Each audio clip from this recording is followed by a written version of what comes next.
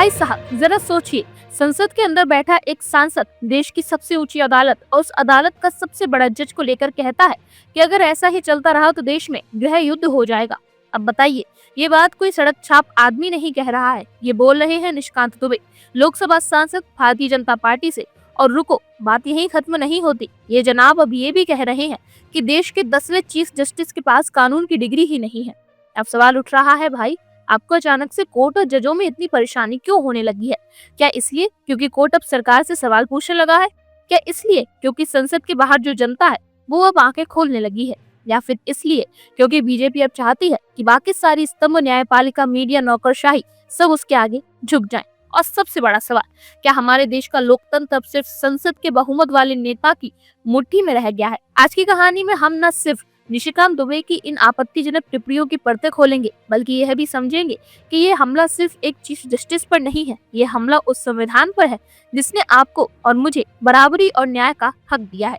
तो चलिए दोस्तों, जरा ठंडा पानी पीजिए और अब इस राजनीतिक ज्वालामुखी की तह में उतरते हैं, क्योंकि जो कुछ भी हो रहा है वो आने वाले वक्त के लिए एक बड़ा संकेत है। और हाँ, इस बार सिर्फ मोदी मोदी करने की बात नहीं बनेगी, क्योंकि मामला संविधान और न्यायपालिका की गरिमा का है। भाइयों और बहनों, जब संसद के भीतर कोई सांसद खड़ा होकर देश की सर्वोच्च अदालत को ललकारे तो समझ लीजिए मामला सिर्फ बयानबाजी का नहीं होता, ये संकेत होता है उस मानसिकता का जो लोकतंत्र के 4 स्तंभों में से एक को तोड़ देने की तैयारी में है। और इस खतरनाक सोच का नया पोस्टर बॉय बनकर सामने आए हैं माननीय सांसद जी निशिकांत दुबे। वो बोले, अगर चीफ जस्टिस ऐसे ही फैसले लेते रहे तो देश में सिविल वॉर हो जाएगा, यानी देश के सबसे बड़े जज को धमकी, वो भी खुलेआम संसद में। अब बताइए, क्या ये है न्यू इंडिया, जहां जज को डराने की कोशिश खुले मंच से की जा रही है?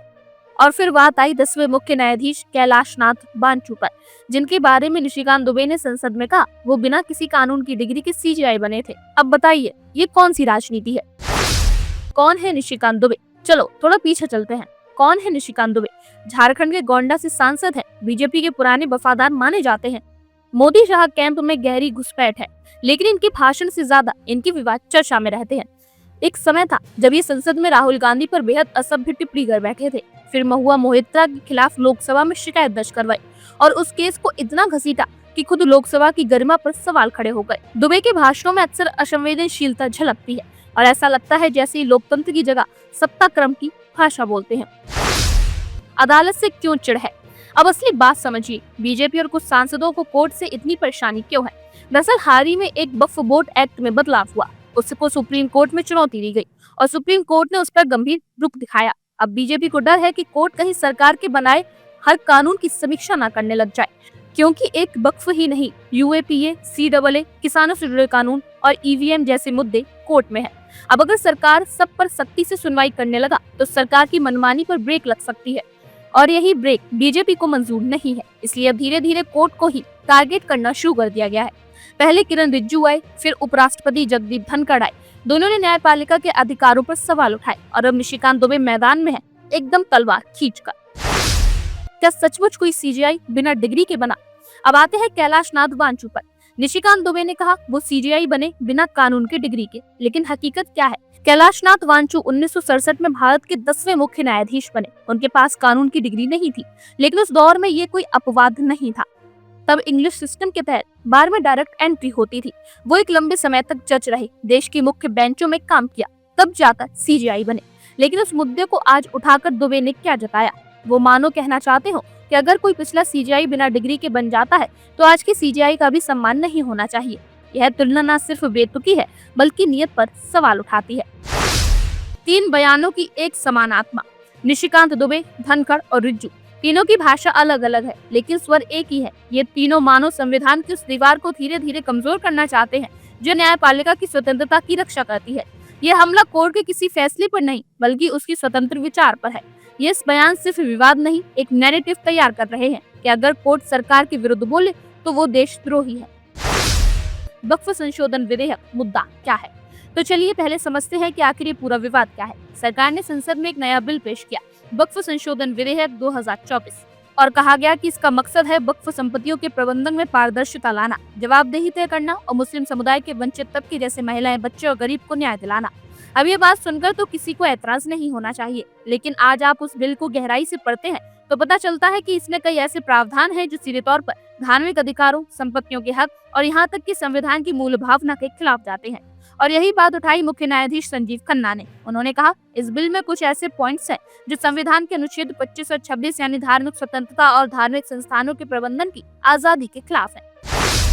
सीजेआई की टिप्पणी और सरकार की बेचैनी। अब जरा सोचिए, देश का सबसे बड़ा जज, संविधान का संरक्षक, संसद में पास हो रहे एक बिल पर सवाल उठाता है, वो भी बिल ऐसा जो धार्मिक समुदाय की संपत्ति और आस्था से जुड़ा हो।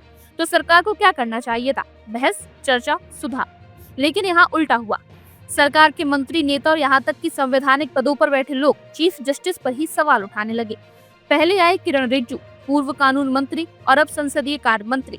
उन्होंने सीधा कहा, इस बिल से किसी भी धर्म की स्वतंत्रता को कोई खतरा नहीं है, कोई जमीन नहीं ली जाएगी, इस बिल में सब पारदर्शी है। मतलब साफ है, रिजिजू साहब को सीजेआई की चिंता से कोई मतलब नहीं, बल्कि उन्हें अपनी पार्टी लाइन को दोहराना है। वक्फ बिल क्या था मामला? यह बिल सरकार द्वारा पेश किया गया था और इसमें वक्फ बोर्ड की कार्यप्रणाली में बदलाव की कोशिश की गई थी।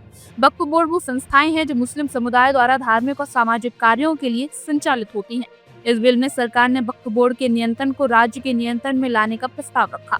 सरकार का कहना था कि इससे वक्फ की जमीनों पर जो अवैध कब्जे हो रहे हैं उन्हें रोका जा सकता है। लेकिन सवाल यह था कि क्या यह कदम संविधान के अनुसार था? क्या सरकार की यह कोशिश धार्मिक स्वतंत्रता का उल्लंघन कर रही थी? और यही सवाल सीजेआई संजीव खन्ना ने पूछा, जो सरकार को थोड़ी सी भी राहत देने को तैयार नहीं थे। उन्होंने यह सवाल उठाया, क्या सरकार ने यह बिल लागू करने से पहले समुदायों के अधिकारों और संविधान की भावना को ध्यान में रखा है? दोस्तों, यह वही जगह थी जहां अदालत ने सरकार की नीयत को समझने की कोशिश की और यही वह जगह थी जहां संजीव खन्ना ने अपने कड़े रुख में सरकार को चुनौती दी। आरएसएस का दबाव और सरकार की भूमिका। अब हम बात करते हैं एक और अहम पक्ष की, आरएसएस। हम सभी जानते हैं कि आरएसएस का भारतीय राजनीति में गहरा प्रभाव है। वक्फ बिल के मामले में आरएसएस ने सरकार पर दबाव बनाया था। आरएसएस का मानना था कि वक्फ की जमीनों पर अवैध कब्जे हो रहे हैं और इन्हें सरकार के नियंत्रण में लाया जाना चाहिए। लेकिन सीजेआई संजीव खन्ना ने यह सवाल उठाया, क्या संविधान की स्वतंत्रता और धर्मनिरपेक्षता को नजरअंदाज किया जा सकता है? उन्होंने यह सुनिश्चित किया कि सरकार संविधान के दायरे में रहते हुए ही फैसले ले।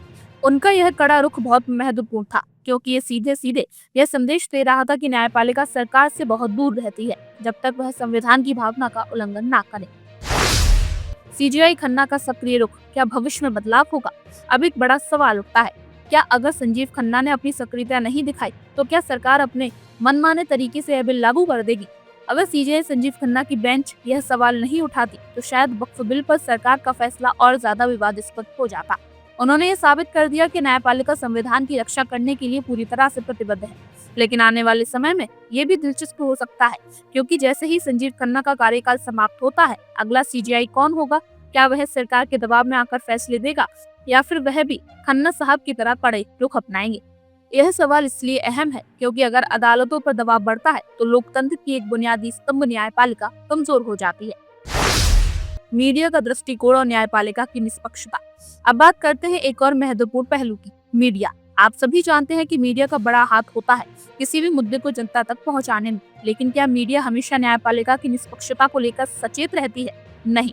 मीडिया का रवैया कई बार सरकार के पक्ष में होता है और जब सुप्रीम कोर्ट सरकार के खिलाफ जाता है तो मीडिया की चुप्पी बहुत कुछ बयान कर देती है। मीडिया को हमेशा यह समझाना चाहिए कि जब सरकार संविधान के खिलाफ जा रही हो तो उसे उजागर करना मीडिया का फर्ज है। लेकिन हम अक्सर देखते हैं कि जब सीजेआई खन्ना सरकार के खिलाफ खड़े होते हैं तो मीडिया की रिपोर्ट चुप हो जाती है। यही बात हमें सोचने पर मजबूर करती है कि अब मीडिया भी सरकार के दबाव में है। सीजेआई संजीव खन्ना, मौन की रणनीति। अब जरा न्यायपालिका के जवाब पर नजर डालिए। मुख्य न्यायाधीश संजीव खन्ना कुछ नहीं बोले, ना कोई प्रेस कॉन्फ्रेंस, ना कोई नाराजगी और ना ही कोई सार्वजनिक इजहार। लेकिन ये मौन नहीं है, ये न्यायपालिका का सबसे बड़ा हथियार है।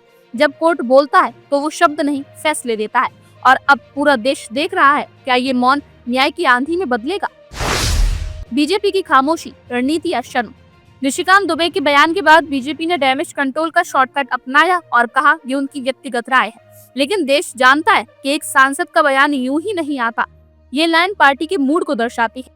क्या ये दबाव बनाना है कि कोर्ट सरकार के निर्णयों में हस्तक्षेप ना करे, या ये डर है कि आने वाले समय में सुप्रीम कोर्ट कुछ ऐसे फैसले दे सकता है जो सत्ताधारी पार्टी को पसंद ना आए? मीडिया की मुख्य भूमिका। टीवी चैनलों में इस मुद्दे पर बहस बहुत कम हुई। किसी ने पूछा तक नहीं कि क्या ये बयान सीजेआई को धमकी देने की कोशिश है। हो सकता है कुछ चैनल अभी भी विपक्ष ने क्या खाया जैसे मुद्दों में उलझा हो, लेकिन जनता धीरे धीरे समझ रही है जबकि जो चुप है वो भी उतने ही जिम्मेदार है। न्यायपालिका बनाम जनादेश। भाजपा के कई नेताओं की भाषा यह बताती है कि वो जनादेश को अधिकार समझ बैठे हैं। उन्हें लगता है कि अगर जनता ने वोट दिया है तो अब संविधान की शर्तों की क्या जरूरत, पर यह देश संविधान से चलता है और जनादेश उसकी मर्यादा में ही शक्तिशाली है। एक और ताजा तूफान या शुरुआत। निशिकांत दुबे का बयान कोई तत्कालीन गलती नहीं बल्कि एक लंबे प्रयास का हिस्सा है। सत्ता धीरे धीरे न्यायपालिका के चारों ओर घेरा कस रही है। कभी कॉलेजियम को निशाना बनाया जाता है, कभी सीजेआई को, और जब सत्ता न्याय की स्वतंत्रता को राजनीतिक दुश्मन मानने लगे तो समझ लीजिए लोकतंत्र का स्वास्थ्य गिर रहा है। अब जनता को बोलना होगा। जब संसद न्यायपालिका से लड़ने लगे और मीडिया खामोश हो जाए तब जनता ही आखिरी उम्मीद होती है। निशिकांत दुबे के बयान पर संसद भले ही चुप हो लेकिन सड़कें कभी चुप नहीं रहती। संजीव खन्ना भले ही चुप हो पर उनकी कलम वक्त आने पर बोलेगी, और जब वो बोलेगी तो सत्ता को याद आ जाएगा कि भारत अभी भी एक लोकतांत्रिक गणराज्य है और न्यायपालिका उसकी रीढ़।